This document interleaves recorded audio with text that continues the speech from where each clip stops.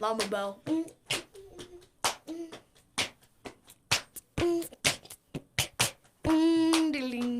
I bet you think you're John Wayne.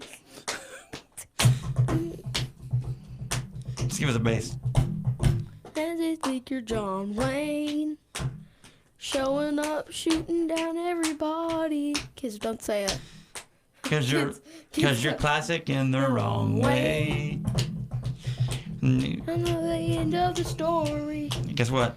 Because everyone knows someone cooler than everybody else. Everyone ready? knows someone. All right, Miller, cut it. Everyone research Casey Musgrave's High Horse. She's good. She's All super right, good. Miller, you ready? Yep. Guys, well, are we recording? Yes.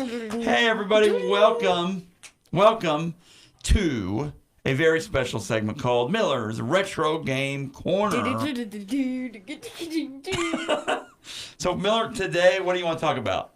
The top 5, YouTubers, not Fortnite YouTubers. No, gosh, I was going to say that. What were we going to talk about? We're going to talk about what game? Right here. Hello Yes. Neighbor.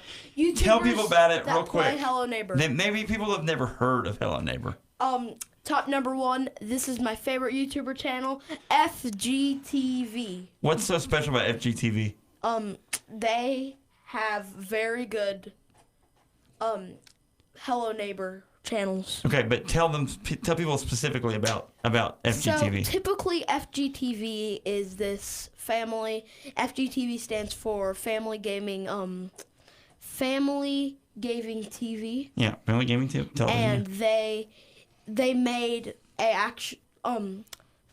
Hello Neighbor made a poster in Hello Neighbor, like in your house in Hello Neighbor. That has their thing, and in FGTV's videos they put out like videos of, you name it, like Fortnite videos, Hello Neighbor videos. Okay. And this family, now you for a while watched a lot of EvanTube, right? Yeah, but what makes FGTV more entertaining to you than EvanTube? they actually have some funny jokes in it. Now, how's it set up? Explain to people, they don't know. So, typically what are you meaning by set up? Well, they don't know what FGTV is, or So- they may not even know what Hello Neighbor that you started talking about. So but kids, then you segued. Look, you're like me. You are my son. if any kids are You chase some hearing rabbits. this, Huh? if any kids are hearing this, They then, will. yeah, they should watch FGTV. It's fun. Is it clean? Yes, Yes. at some time. No, it's clean. Yeah, it's clean. They have He's got all of his little kids on there and everything else to talk. And he, the dad, what's he go by on there? Go by what? Like What's his name on there? FGTV Duddy. Duddy. Anyway, Phil, listen. They Your even have daughter, a Phil. dog. Listen. Here's the deal. Your daughter will at some point get into some sort of a YouTube channel situation like this. She's already there. Yeah, you know what I'm saying? So it'll be like, it's so funny. Miller and I were talking about this the other day. I feel like YouTube in a lot of ways has taken the place of how TV was for you and I. Like you and I watching TV growing up. Jordan could watch only YouTube for the rest of her life. Isn't that crazy? She'd be totally fine with that. And YouTube knows that. Like that's all those companies. Does Google? Yeah, Google owns YouTube, right? Mm-hmm. So I mean, Google owns everything at this point. So I just think it's interesting. Like this family, how many subscribers? They have 18 million subscribers. 11,000 million subscribers. 11 million subscribers. That's 11,000 million is not a number. Okay, number 2. No, not number 2. We're not doing the top 10 list. Tell people about Hello Neighbor. What's weird about it? Real quick. Get about a minute and a half. It's like this game where people chase you, or where a neighbor chases you around and you hear this loud sound in his house. Yes. And that's his secret in his basement. It's a lot. Wouldn't you say it's somewhat the jumpy cut stuff like a Five Nights at Freddy's kind of?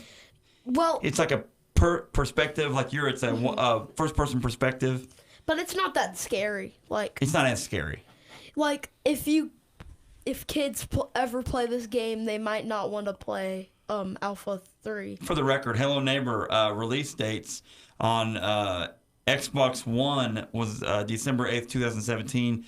On the Switch, PlayStation 4, And on the iOS and Android platforms, it was July 26, 2018. I feel like that game's been around longer than that, though. Was it on? It's been around for, I think, 2,000 years? 2,000 years? 2014. In biblical times, they played this game?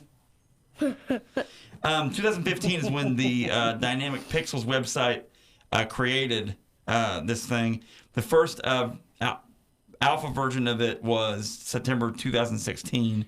So it's kind of been around in beta. Also in 2017 when it came out as well. So pretty crazy. Pretty weird. So there's alphas. It's a weird game. Have you ever played this game, Phil? Have you ever played Hello Neighbor? No. He has to play a scarier game called Bendy, I think. Yeah, I have played Bendy a little bit. I didn't like Bendy as much, though. Yeah, this game, Miller's always kind of been into this game. So anyway, well, there you go. Any last words, Miller?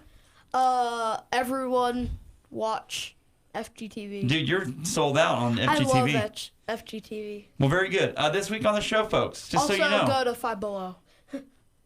Gosh. Also go to Five Below. Five Below Stores is not a sponsor of our podcast. So this year, all right, this week on the show, we're going to be talking about Office Space. And Phil, it's a great movie, correct? Oh, yeah. It's one of my favorite comedies So of all you time. make sure you tune back in on when the show drops. We're talking Office Space. We're talking about all the things. Miller, you can't watch Office Space yet, so we're going to keep it. Not for kids. We'll keep the conversation ready pretty clean because he's in the room. But anyway. Every single kid, just turn off your YouTube right now. Okay. Anyway, thanks so much, Miller. We'll see you soon. See ya. See you, kids. Hell.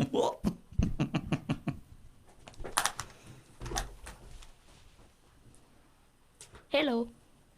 That's you think it's John Wayne. All right. Here we go. Shooting down. All right, no. Back up. Back up. How do we mute that? Seriously, I already muted just it. Go to... No, I hit play and record. Yeah, I don't know what that does. All right, son, you can sit there. Just don't do anything cray-cray. All right, guys. YouTube folks, we're going to hit this hot and heavy. We've got to get to church band practice. Phil? Yeah, I have... Are you getting me? 49 minutes. We're going to hammer through it. Okay. I'm ready whenever you are. I'm ready whenever you are, sir.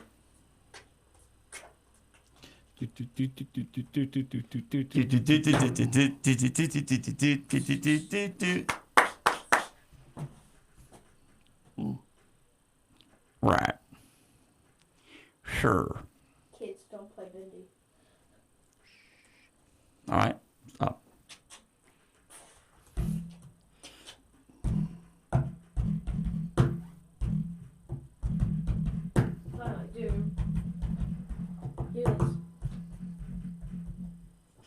Anyway, so YouTube friends, now we're switching in between things here. I hope this video finds you having a great week. I started back to school this week with kids at school, the school that I work at. And it was a pretty wild week. I know Phil at his gig at the college that he works at had a pretty wild week as well. So we all had wild weeks. So in that wild week, I really wanted to talk, and I'll probably repeat this, about a fun movie. A movie that has been so important to me. Office Space.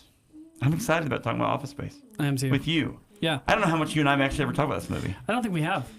I love it. I've loved it for a long time. I watched it a lot in college, which it came out when we were in college. Yes. So I think all the band buddies from 8th Plague, we watched this thing so much together. So they'll probably all be mad that they're not included in this conversation. But I tried to include them in my Radical Jack conversation if they ever want to come on. So, yeah, they can't talk about every movie just then.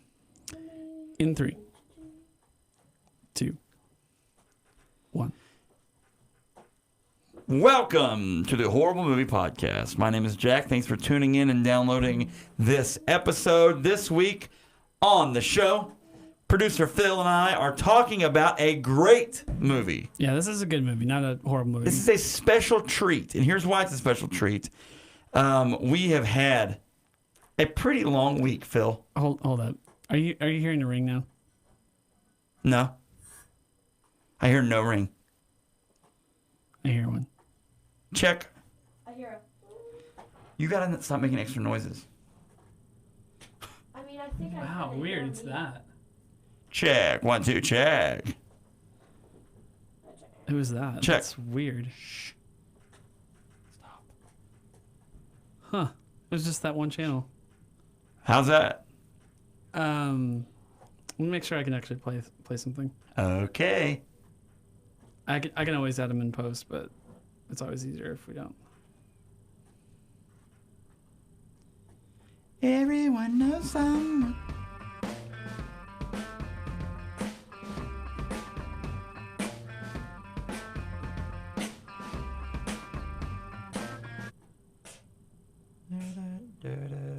Okay. Let's go again.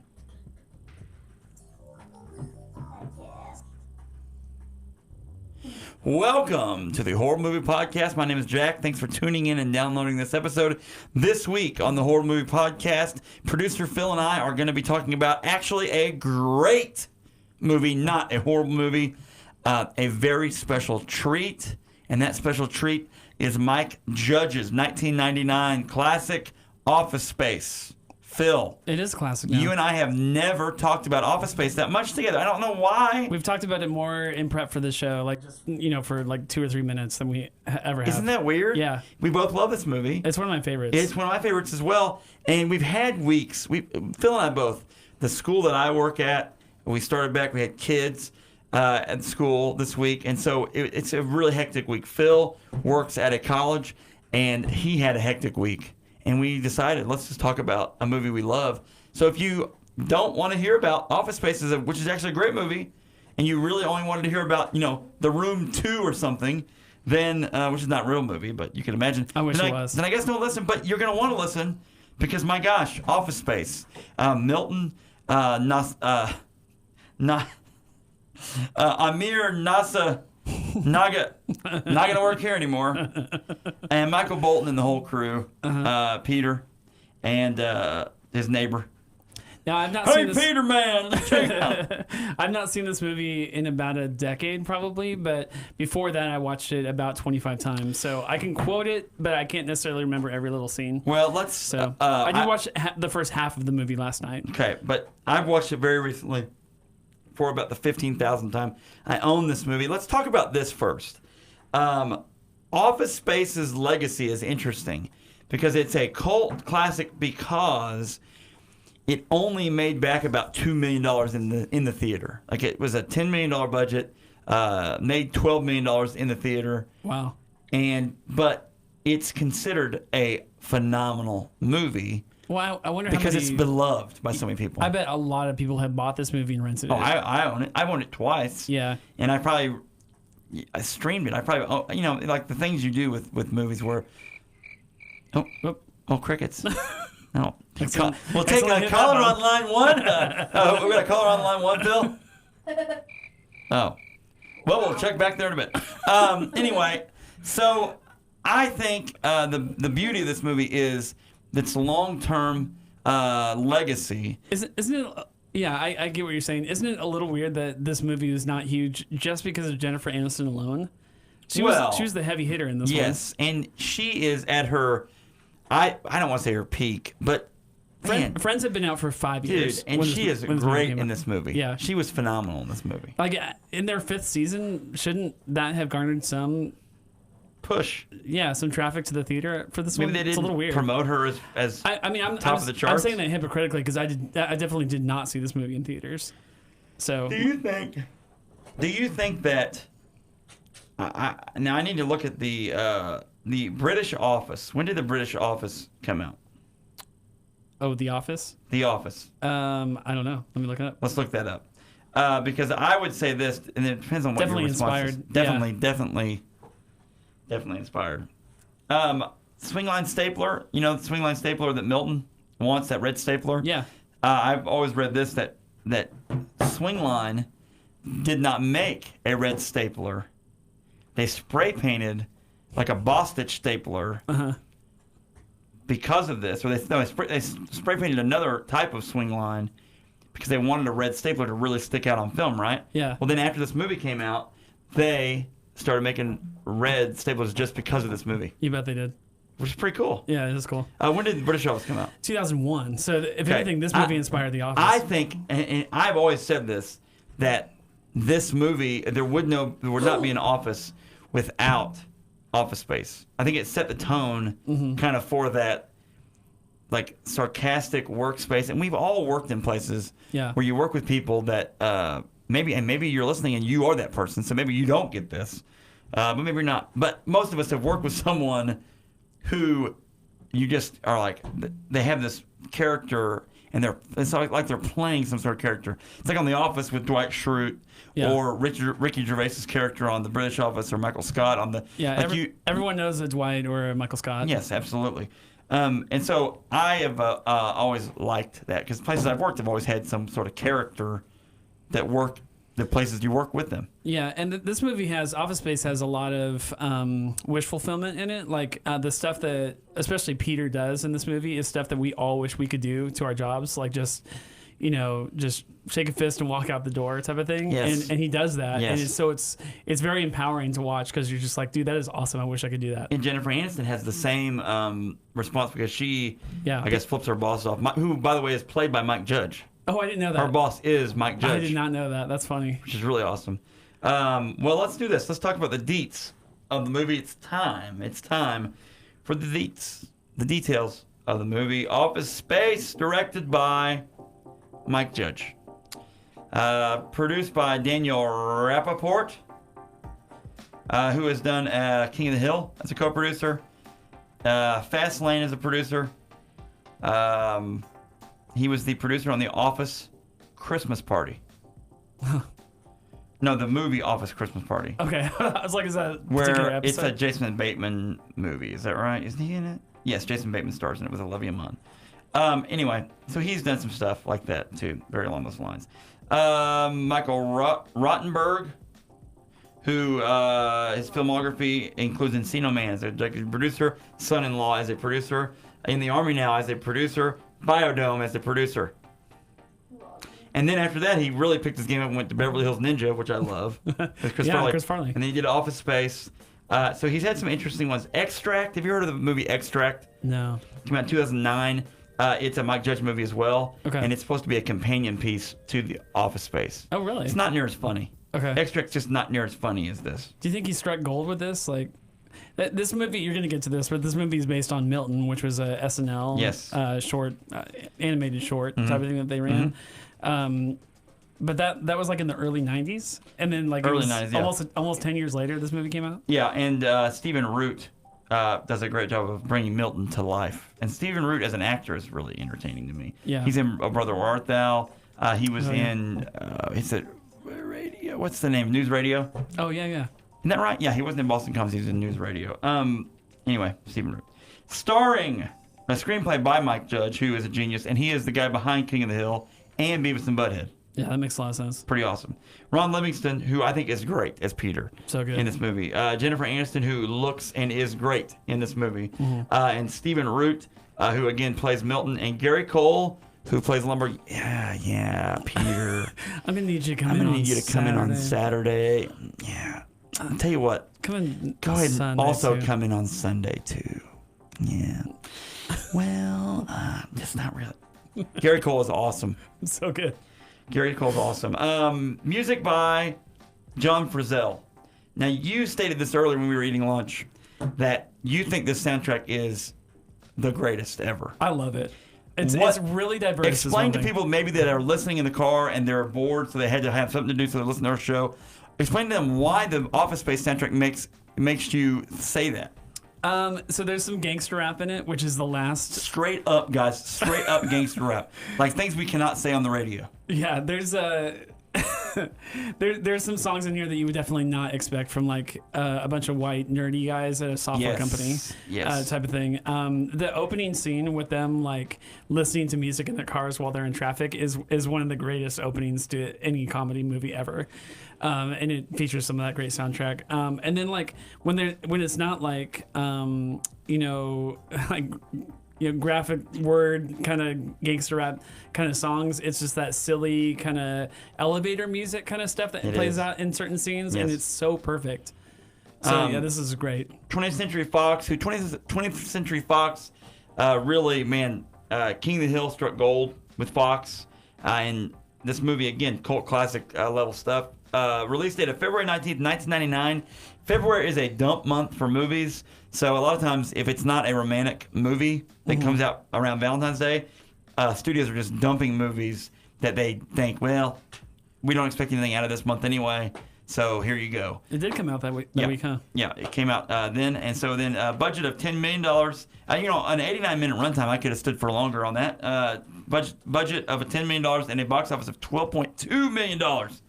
It only made $2 million at the box office, but friends, it had such a longer, 20 years later. This is basically the 20-year anniversary, 20-year and like 7-month anniversary of this movie.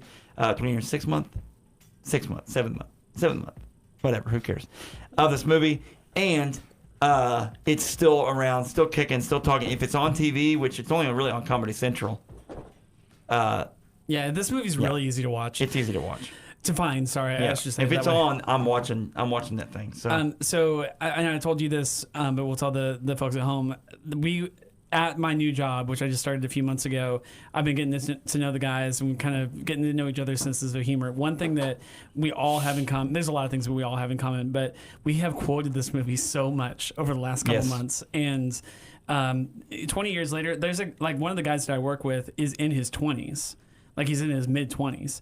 And so like that shows you how pervasive the reach of this movie is. It's crazy. Yeah, everyone in the office has seen it, and they all quote it. Real quick before we get to the first break here, Ron Livingston stars as Peter Gibbons. Jennifer Aniston stars as Joanna. Stephen Root as Milton Wadhams. Gary Cole as Bill Lumberg. David Herman as Michael Bolton. He might be my favorite character besides Peter. Wait, Michael Bolton? Are you related to the singer? Yeah. Dietrich Bader as Lawrence, by the way, who is from the Beverly Hillbillies, who is from, what's that one TV show that he's in? He's great. Anyway, what he's in, he's got a real deep voice. Hey, Peter, man. Oh, he's kind of the saving grace in the movie. John C. McGinley plays one of the Bobs, Bob Slidell. Yeah. And Paul Wilson, who's really funny, plays Bob Porter. And then just a cast of thousands. Dr. Swanson, Mike McShane is very underrated in this movie, too. Stephen Orlando plays the recovering drug addict. We'll be right back to talk about Office Space. Sponsored. Oh, by the way, I don't know, and YouTube can hear this too. My wife dropped me off over here, so we're gonna have to ride with you. Cool. So we're gonna have to bang through this. Tell me when. Sorry, man. Everyone. Sorry, we were in a hurry. Our ad is sponsored by 3, 2. Welcome back to the show. We are talking here on the Horror Movie Podcast about Office Space, and it is, in fact, a great movie. We know that. And if you've never watched it, maybe don't let your kids watch it, but you as an adult can watch it. It is hilarious. There would be no Office without Office Space. And we've already talked about the people in the movie, producer Phil and I here, and we are going to continue on, and we're going to talk about the plot of this movie. Let's do it, Phil. Okay. So Peter Gibbons, in his life, he's the main character of this movie. He is very frustrated with his life. He is in what he feels is a dead-end job. He works in a cubicle all day, and he's entering code, or he's just basically just having a boring life working for Initech. I have 8 bosses, Bob. 8. Whoa, 8 bosses? He works in this cubicle, and he works in a office with Samir. Not get in the jar. Not get in the jar. Anyway, and then and again, he is annoyed by the fact that no one can produce this movie. He goes, his name, not get in the jar. It's so easy. It's so easy. And then Michael Bolton, who hates his own name because it's the same name as that no talent hack. Is what Michael Bolton says. He started winning Grammys. And that no talent hack starts winning Grammys. And now my name's ruined. Everything was fine through junior high. What? Michael Bolton is cool. He is cool. All right, hold on. Buddy. We'll get to this in a second. By the way, my son Miller is in studio here with us. If you're listening on the radio, Just hang tight. Thanks. Hang tight. One of the best scenes about Michael Bolton is when John C. McGinley's Bob says, like, Michael Bolton, I celebrate his entire discography. I love him. And you must be a huge fan. What's your favorite song? It doesn't get any better when he sings When a Man Loves a Woman. You know, I just can't pick one. I kind of like them all. That doesn't surprise me. I figured you would. So basically, then they have a boss named Bill Lumberg, and Lumberg always has a cup of coffee in his hand. Mm-hmm. He has his suspenders on and his glasses, and his hair's kind of slicked back, and he comes up, and he basically is like, "Hey, well, Peter, what's going on?" "Oh, nothing. Just working. Have you got your TPS reports done? Because I'm getting some complaints about your TPS reports. Did you get the memo? Did you get that memo? Yeah, we got it. Got it right here, Bill. I'll get another copy. I just slipped my mind. Go ahead and make sure we get those TPS reports done. No later than Thursday at 10 o'clock. Okay. Yeah, I'll get them done. Okay. And so basically, the running gag is the TPS report. Which, do we even know what that is? No. I don't think the TPS report must be something to show you're actually working or doing something. So Peter has a girlfriend that we only see at the therapist. Yes, Anne. Anne is her name. And everyone, about 5 people in this movie before you actually see Anne, say... well, he says, I feel like she's cheating on me. I feel like she's cheating. Guys, I just don't know about Anne. I think she's cheating on me. And then they all go, "Yep, I can see that." Yeah, I could see that, Peter. And he's just like, "Really?" So anyway, Anne talks him into going to a therapist. And when he goes to this therapist, but let's go and get to that part first, because that's the real change of the movie is when the therapist comes into play. Right. But they go to a place called Tchotchke's, right? Or is it Flingers? They go to Flingers. Tchotchke's is where she works. Jennifer Aniston works at Tchotchke's. Uh-huh. They go to Tchotchke's. Don't they? They go to Tchotchke's to eat, and then he can't stop talking about this waitress. So they go to Tchotchke's to eat, and it's like 10 in the morning, and they're looking, or like 9 in the morning, they're looking to find a way out of the office. Peter's like, I gotta get out of here. They're like, it's like 9:30. He's like, we just gotta go. Let's go to Tchotchke's. So Tchotchke's is like a Chili's or like something like that. TGI Fridays, yeah. TGI Fridays.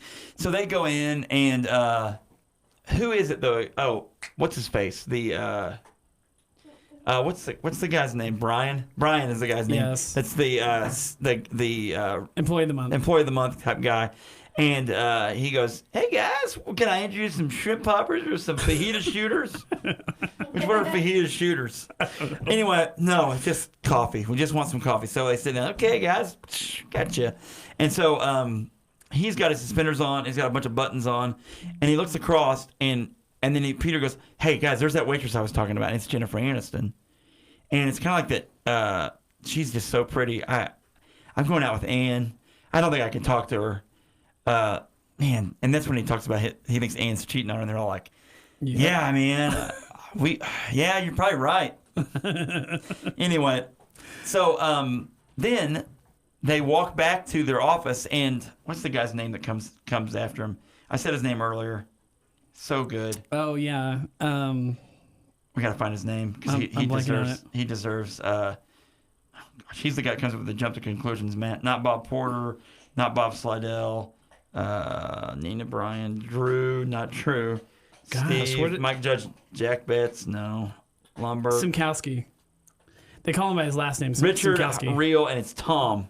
Tom comes up and goes, "Guys, have you seen this memo? They're going to downsize. I know I'm going to lose my job." And he's like stressed to the max. They're bringing in this outside consultant, which he automatically has like this purview of like, they're going to fire us all. Yes. Yeah. And they're going to outsource everybody and blah, blah, blah, blah, blah.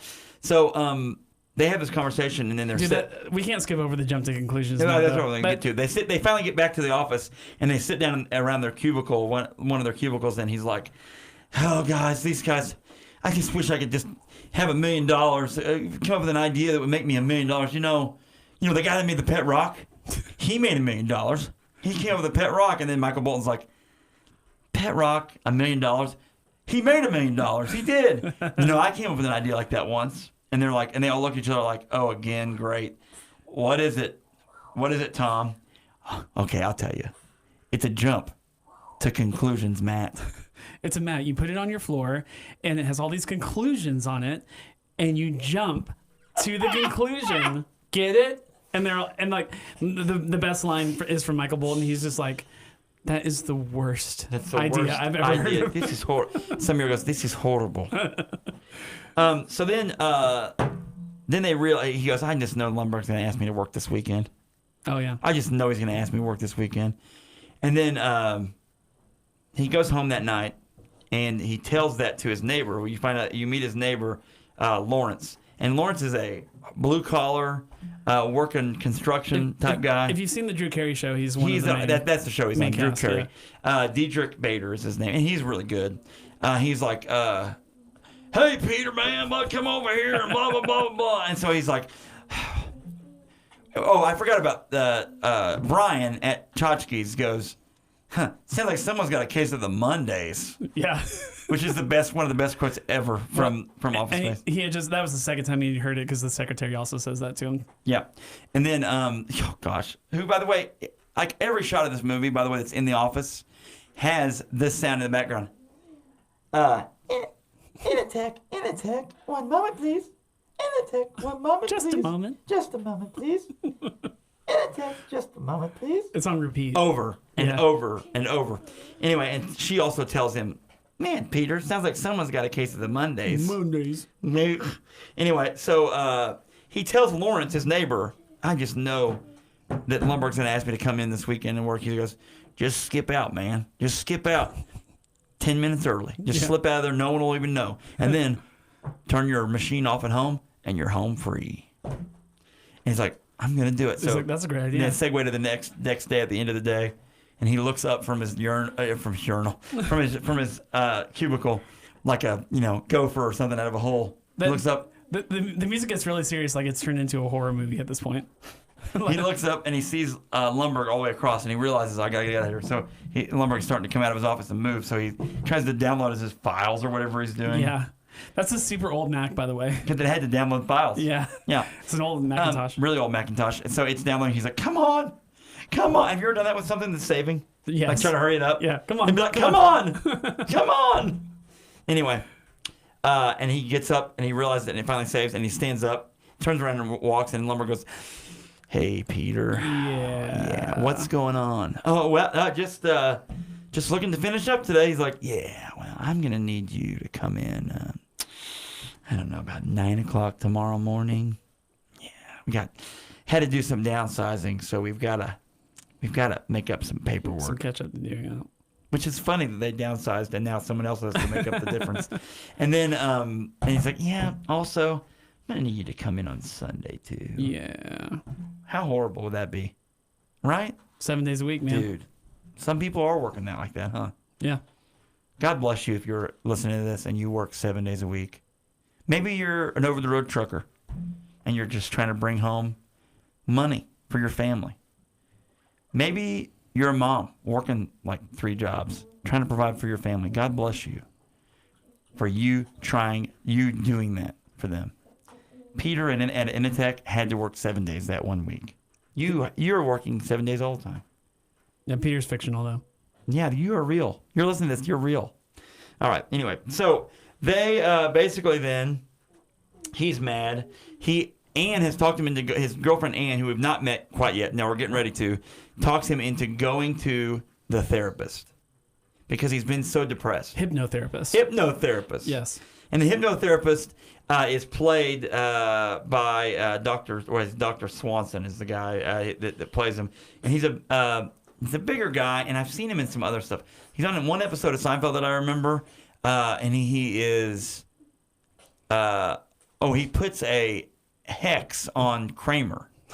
It's like a season 9 episode. Anyway, and it's the one where they go to India. Remember that one that's in reverse? That reverse episode of Seinfeld? Yeah. And it's in reverse. And he's in that episode. I can't remember what it's called. Anyway, they're going to some wedding. They're going to a wedding of the one lady, the Henry Candy Bar heiress. is getting married in India, and she wants Elaine to be the maid of honor. Anyway, this guy is in that episode. So sorry, that's random trivia, but okay. There you go. And his name, I'll go ahead and tell you his name since I've already sidetracked myself. Mike McShane. Yeah. There you go. He's not Ian McShane from Deadwood, but it's Mike McShane. No relation. Okay, so basically then he goes, Peter, tell me about what you got going on. He goes, well, I love this line. I wake up every day and I go to work. And then every day is the worst day. Is the worst day of my life. He's like, and then he goes, well, how about today? It's the worst day, and tomorrow it will be worse than today. The therapist, then this is the best part of the therapist. He tells us, and the therapist goes, "That's really messed up." And Anne gives him this look like, "Oh my god." The therapist is saying that's really messed up. He goes, and Peter goes, and this is great, by the way, because I've had times in my life when I felt this way. We all have, dude. Where you go, this idea, is there any way you could hypnotize me to think when I go to work that I'm going fishing, and then I'll enjoy it because I think I'm fishing? I've been fishing all day, yeah. Well, Peter, that's not really what we do, but I think I can help you. This is the wish fulfillment part of this movie, and it's all throughout. Peter, I'm going to count down from 10. And when I get to 1, you're going to be calm, and you're going to forget about your troubles, and everything's going to be fine. 10, getting very sleepy. 9, your eyes are getting heavy. 8, you're getting very comfortable. 7, you're getting very sleepy. 6, and at 6, the doctor starts to grip his hand like something's up. Like he's going and numb. His face kind of twitches. It's his 5, his left side. And then he's got sweat going on. Sweat. 4. He's like pulling 3, at his shirt. 2, and then he falls off the chair into the floor. But Peter is under. Hypnosis. And he never wakes up. And this is how hypnosis works. The Dr. Swanson guy dies. But Peter has been basically hypnotized and stays in that mode. Yeah, he's Mr. Chill for the rest of the movie. Mr. Chill. You're right. That's a good analogy, actually.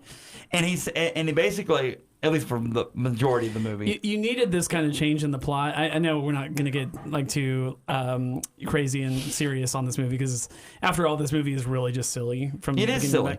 And honestly, this movie, guys, is about this much of a quarter turn to being a horrible movie. Yeah. There's a few things that could have happened in this movie where it could have been like a footnote in history of no one remembers. The plot is kind of stupid, but it doesn't need to be substantial for this movie to stand on its own 2 feet. Right.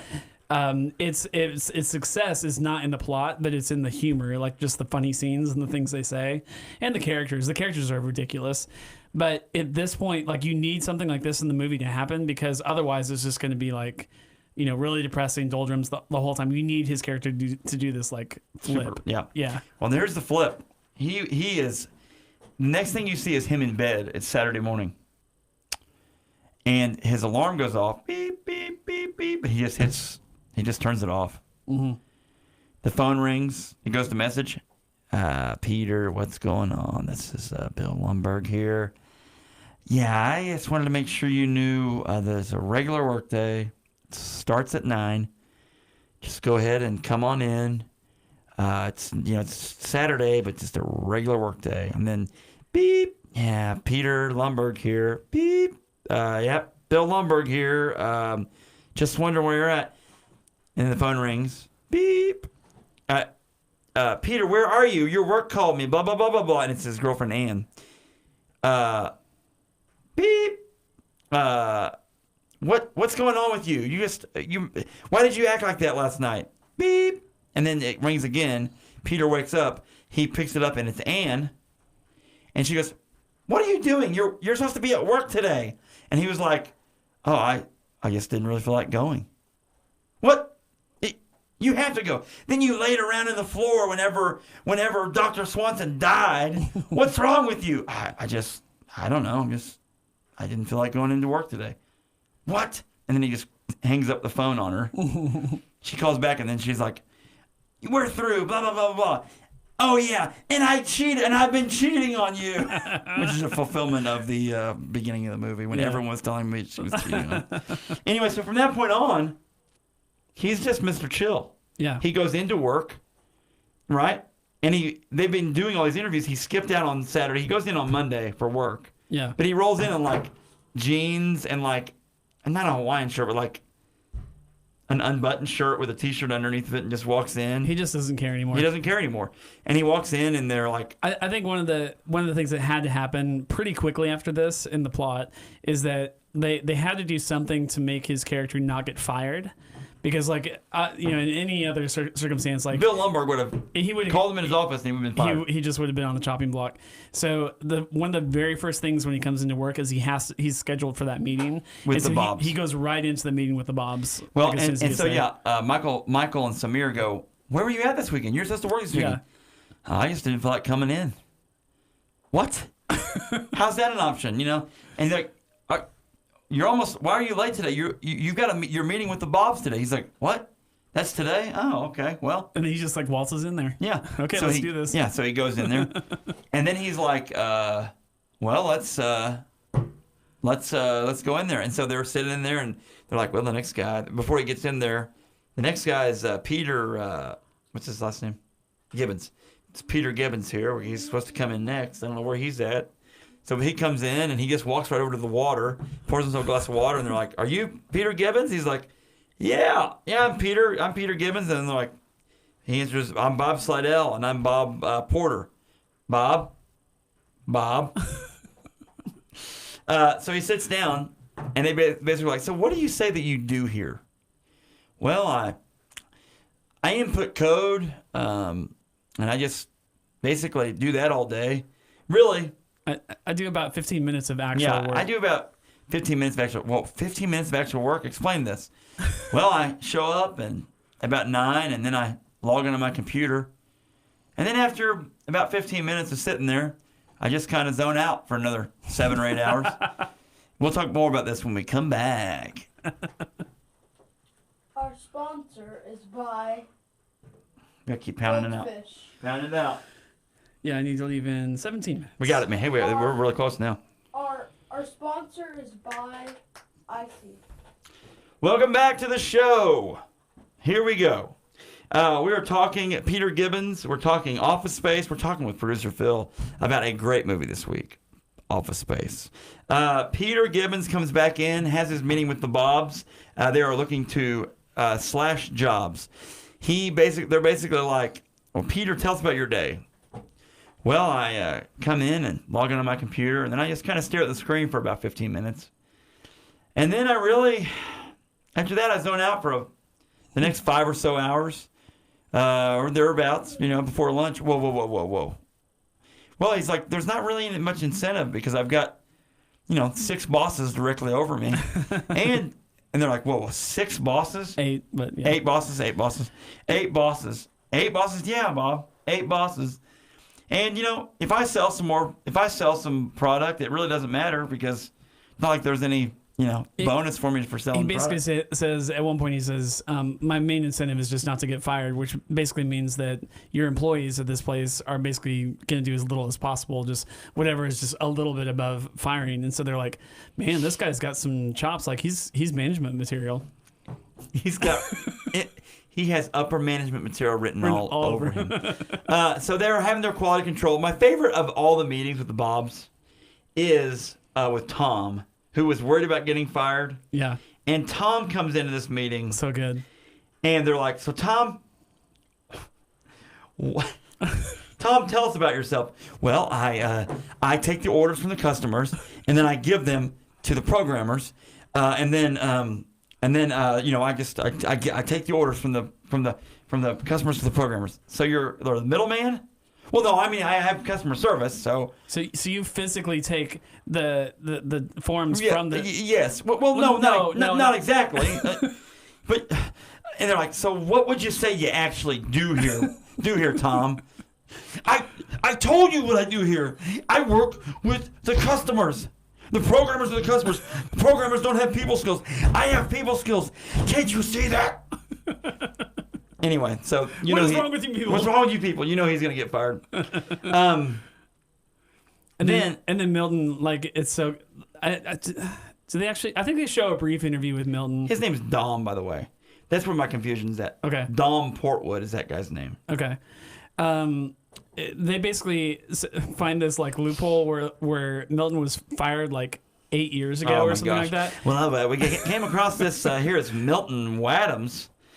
It shows here he didn't even work here at all. Well, let me because of a glitch at accounts payable, he's been getting paid all this time, but he doesn't actually work here. So we fixed the glitch. Whoa! You fixed the glitch? Yeah, we just fixed it.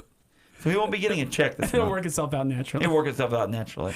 We like to avoid confrontation whenever possible. Gosh. So basically, then Peter really impressed these guys.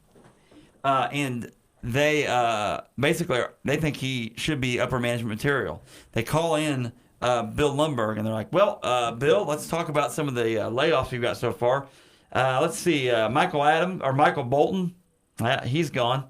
Samir not gonna work here anymore. And then now I will say one bright spot was this Peter Gibbons. You want to say the line? From Lumberg? No, from the two Bobs. What did they say about him? Upper management written all over him? He's got up. And the way they say it, he's got upper management material written all over him. And Lumberg looks at him like, nah, I'm going to have to disagree with that. He is a slacker, and he doesn't ever come in. He misses work on the weekends. And, now, Michael, tell me about these, or Bill, tell us about these TPS reports. How much time do you spend collecting these things? They start grilling him. So at this point, basically, Lumberg kind of walks on eggshells around Peter, which is an awesome transition. It worked out, yeah. Yeah. So so then basically... So he goes fishing, like Peter goes fishing for the day and like brings his fish in and like guts the fish on his own desk. Drills out the wall, one of the walls of his cubicle and just pushes it over. Now he's got a window. Yes, so he can see the window. And then Lumberg comes around and goes, "What are we doing here, Peter?" And he looks at the girl and he's like, "Oh, I just wanted to have the window here. I wanted to be able to see outside." Did you have a chance to look at your TPS reports there, Peter? You know what? No, actually, I'm late for a meeting. I got to meet with the Bobs. Oh, I wasn't told about a meeting. Yeah, it's upper management stuff. Nothing for you to worry about. Yeah, they call me at home. No big deal. So then basically later on, he finds out. That's when he goes in that meeting, and they start telling him about who they're going to lay off. They tell Peter that, too. And they're like, "You're going to lay off Michael and Samir?" Oh, yeah. We're probably just going to downsize and outsource their program work to some people in India, probably. Really save a lot of money this way. And then, man, that's crazy. So anyway, basically, then Peter talks to Michael Bolton later, and he goes, "Remember that idea you had at this bar?" He's like, "Remember that idea you had about, taking small increments of money from the company and they never know it? That virus you could put on their software." It's really interesting history, kind of. I mean, not that this is to be taken seriously, but this movie came out before Y2K, and for people who didn't live back then, like they may not understand why this is such a big deal. But like he explains the Y2K thing to Jennifer Aniston's character at one point. Yeah, and why he has the job he does because he's rewriting code. Yeah. Go ahead. Yeah, because they basically shortened everything to just 99 instead of 1999, and so he's trying to fix this whole thing so that Y2K doesn't blow up, and that was like a real concern that people had in that day. Absolutely, people were very worried about Y2K hitting, and then at midnight everyone's computer just dies. Yeah. Or turns back to. But this movie kind of quickly descends into like a heist kind of thing, but like behind the scenes, not like in front of your face type of thing. And again, computers back then, this, like we all didn't really get a lot of that code stuff at the time. In 1999, you may have understood it, but I didn't know any of it. I'd only had a computer for maybe 4 or 5 years at that point. No one could have really fact checked some of the stuff they were doing on there. They're just like, "Oh, it's computers." Yeah. It's like how people are the doctors on movies. Yeah. Like your wife is a nurse. So if she watches something about doctors saying things on TV shows or movies, she's probably like, that's stupid, that's not real, and blah, blah, blah. So one of the famous quotes from this movie is PC load letter. What the... Oh, from the printer? Does that mean? Yeah, from the fax and the printer. And what that means is it means load means that it's out of paper. Letter is just 8.5 by 11. So basically it means the printer's out of paper. Load some more letter size paper. And he's like, what the crap does that mean? And then that leads to just an epic printer smashing scene. With more of that, with the gangster rap stuff. So good. So he basically says, so Michael, tell me about your scheme and your virus you were going to put on the program. Oh, super simple. We'll just put it on there. It'll reroute the extra leftover change below a certain amount into a bank account. And we'll do it a couple million times, several million times, and then we'll have a lot of money, but no one will ever miss it. Well, and they don't think it's going to be a ton of money. It's just like enough to make their lives a little bit better. Sounds super complicated. No, it's not very complicated. It's pretty easy. It's actually the plot from Superman 3. It's actually pretty ingenious. And Jennifer Aniston's like, so you're stealing from the... No, we're not stealing anything. It's fractions of a penny. Fractions of a penny. You go to the gas station, and the pennies in the tray. The crippled children jar? No, not the tray. The money's from the pennies from the tray. Take a penny and leave a penny. Yeah. And how we just take it? It's just like that. Anyway, so Michael Bolton tells him this idea. He goes, well, why don't you do it? He's like, well, I've got a pretty good job here. I don't have to work very hard, blah, blah, blah, blah. What if you didn't have a job here? And then he tells him. Yeah. And there are so many words in here, folks. You have to watch this movie. Because there are some... Okay, you know how when some people cuss? And it's very hilarious how they cuss? Because it's like they don't know how to really work a cuss word in. Yeah. Samir is king at that. Michael Bolton does that a few times in it too, where it's like so out of character, and that's why the gangster rap stuff in this movie is so great because of it. What about so they meet up with Samir and they talk about this idea. They get the code written up, and before they're done with their work, the next day they go in and, like you said, heist style, they go in and they switch out these floppy disks. It's like a whole handoff situation. Super cool with this music going and this perfect rap music in the background. And then they go to they get it done and they're like, is that it? That was it. And so then they party that night, and you get to see Samir he's a pretty good breakdancer. Oh yeah, remember that? Yeah, he's really good. Yeah, and so they party and do their thing and drink and yada yada yada. Jennifer Aniston comes over the next day.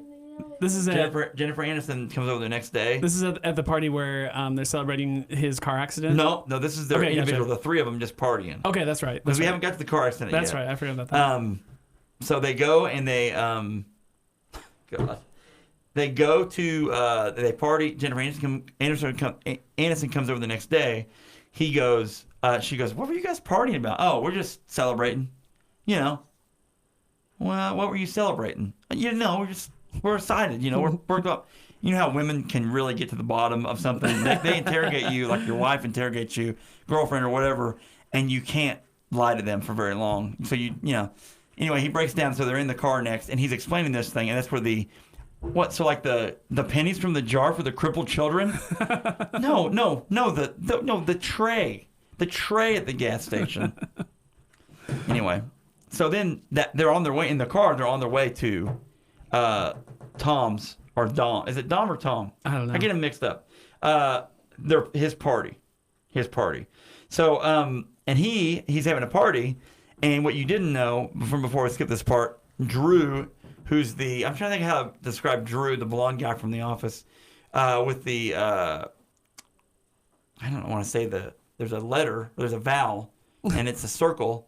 And he says something about that sort of a face. And he's talking about a lady, and so it's awkward. Anyway, that's pretty good. I did a pretty good job walking around. That's pretty good. Okay, anyway, so that's kind of his thing. And he's telling the story about Tom here. Yeah, Tom, so check it out. So he got fired, and then he went home, and he was going to kill himself. And so he locked himself in his garage and turned the car on. Well, then his wife comes home, and he looks at her, and then he decides he wants to live. But then guess what? He backs out into the street and gets hit by a car. And they showed it on the they showed him get hit on the movie. He's like, well, check it out. So he got hit by a drunk driver though, so he got a massive settlement, like $2 million. What's so funny about him when he pulls up that he opens the door at his house? Remember this? Yes. Do you remember what he says? No. Peter, Samir, Michael, it's so good to see you. And then the next thing he's talking to me, he's like, guys, I never thought I could be so lucky. I never thought. He's sitting in traction. He has the halo on with it drilled into his skull. Yeah. In a wheelchair. He's like, the doctor seems to think I'm going to get feeling back in my feet. I never thought I could be this lucky. Guys, if you keep working hard, something good can happen for you too.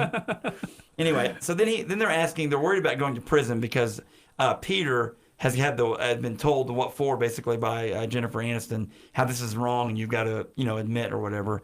So he then basically he decides he's going to take the fall for him, say he did it.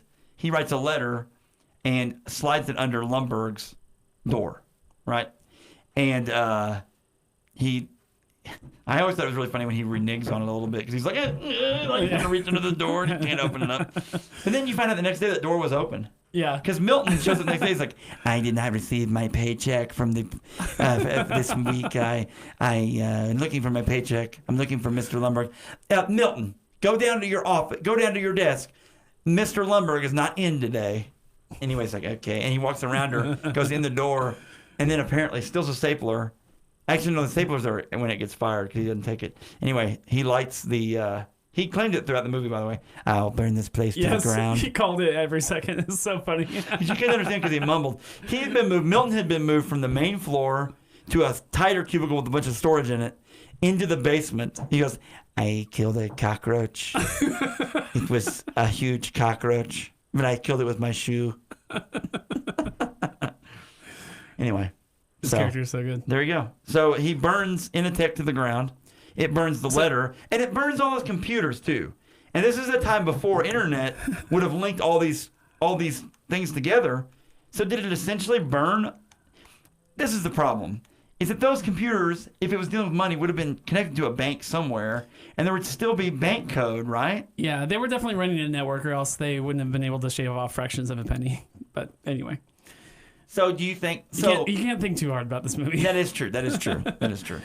But we kind of glossed over like the big scandal in the whole heist was they were like, oh yeah, we'll get like $30,000, $40,000 or whatever the number is, and then they checked the ATM and they're like, oh, it's $300,000 or whatever it was. Oh, the first day, right? Yeah, on one day they made $300,000. They're like, uh-oh. And so there was some notice of not one of the Bobs, but one like the other guy, the Tom guy, and Lumberg were talking about there had been some money missing at one point, right? Didn't they make reference to that? Okay. And that's what got them worried about it, that they were going to get caught. And because they like I said, we glossed over, but like you said, we glossed over.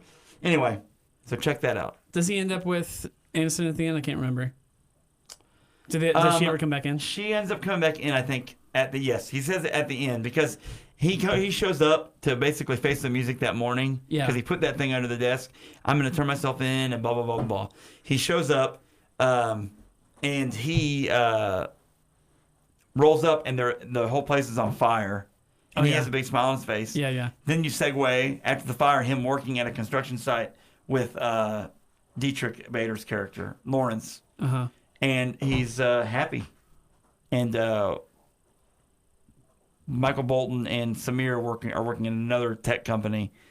And he's like, well, hey, you want to party tonight? No, can't. Not Ann. What's her name? What's Aunt Jennifer Aniston's character's name? I keep calling her Aniston. Joanna. Yeah. Joanna's going to come over tonight. So I think it ended up working out pretty well. The ending, post-credit, you want to talk about that? Or during the credits? I don't remember. Milton Adams ends up on the beach at a resort. And he goes, I said no salt on this margarita. And there's huge salt all around the rim. I'm going to call the manager. I want to talk to the man. You know, he said it so quietly that you can't even understand. I'm gonna burn this place to the ground. Anyway, so there you go. This movie is just a great example of how like a plot would never come together had it not been for all these little coincidences. Yes. And like, you know, the fact that he had hypnotherapy and then had like a great interview with the Bobs and then, you know, had this harebrained scheme that was going to blow up, but then the whole place burned to the ground. It's like it all worked out perfectly for these guys, but would never work for anyone else. What a great movie. So good. Office Space, happy 20th anniversary. Speaking of celebrations, I want to wish a happy birthday to my wife. And we're going to sing happy birthday, but here's how we're going to sing it. We're going to sing it like they sing happy birthday to Lumbergh on The Office. Do you remember this? You remember how it was done? No. Literally, everyone hates Lumbergh, and they're passing cake around. Oh, yeah. Milton, just pass the cake. I did not get a piece of cake, blah, blah, blah, blah, blah. Ready for this? Here's how the happy birthday goes. Happy birthday to you. And everybody's just like, happy birthday to you. Happy birthday, Bill Lumbergh. Happy birthday to you. They all hate this guy. Well, guys, thanks for tuning in to the Horrible Movie Podcast. Today it was the fun and awesome movie podcast with one of my favorites, Office Space, one of Phil's favorites, Office Space, and quite a movie sign up. We're going to do a drawing. I need a draw for August. Holy crap.